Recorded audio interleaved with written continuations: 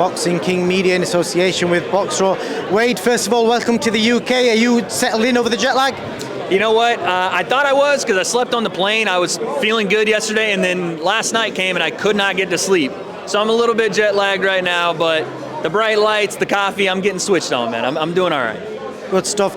I'll start off with Anthony Taylor, Idris Virgo. We've just seen both of them kick off with each other. Does that excite you, that sort of stuff? Because it seems like a bit of it's like a friendly rivalry, even though it seems a bit heated. Yeah, listen, I think on Idris' side, it's very friendly. I think he knows what Anthony Taylor is. He's the pretty boy. He comes in, makes noise, and that's better for both of them, really. At the end of the day, it's better for the fight. It gets more eyes on the fight.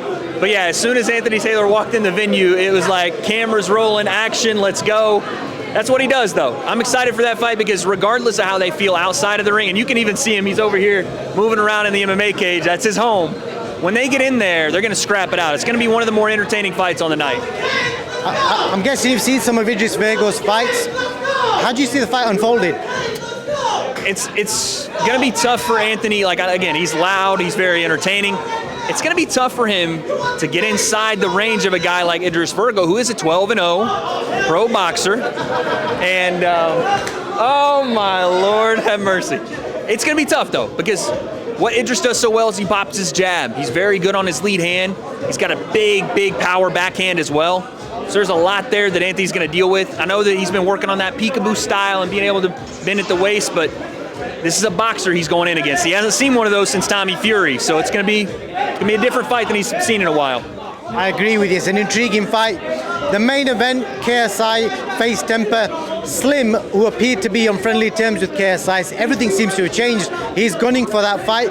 Do you think they should have made it the main event for this show? Yeah. I mean, listen, I understand, one, that KSI was already supposed to fight a southpaw, so you got to keep him in that same kind of mind frame, that same technique he's been training for. But Slim was the fight. You know, he's the guy that deserves that main event slot. He's undefeated. He's knocked out everybody but Ryan Taylor. He knocked out Face Temper on short notice. So there's a lot there that you could have made Slim the main event, and I understand they didn't want to take Tom Zanetti off the card and switch stuff around. So if it's not this one, Slim goes out, wins this one, he deserves that main event slot next, absolutely. Whether it's KSI or Temper, because Temper, a little bit of a dangerous fight, coming in short notice, tall guy, southpaw.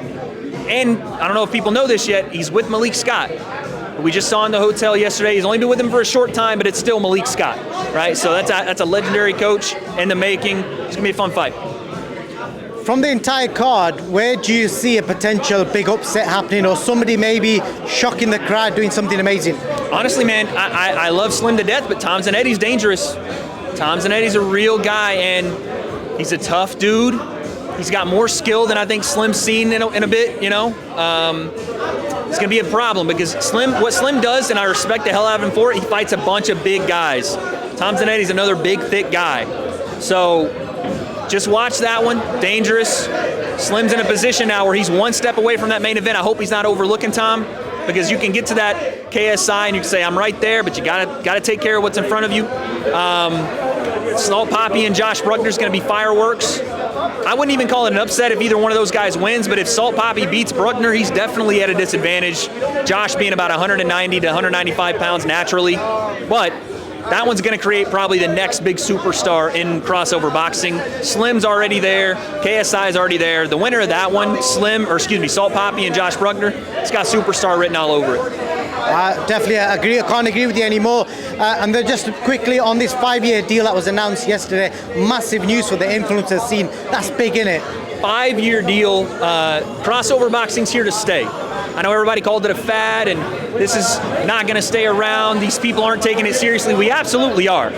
And for the boxing world that wants to sit around and look at the influencers as some people that don't take this scene seriously or don't take advantage of what we have in front of us, look at how much we've grown in the last year. Look at the events, consistency over and over, new names being introduced, the big names coming back. These next 5 years are going to be massive for influencer boxing, for regular boxing, and for sports in general in the UK and in the US coming together on DAZN. I think it's a brilliant move. We have so many names coming down the pipe and so many more people coming into it.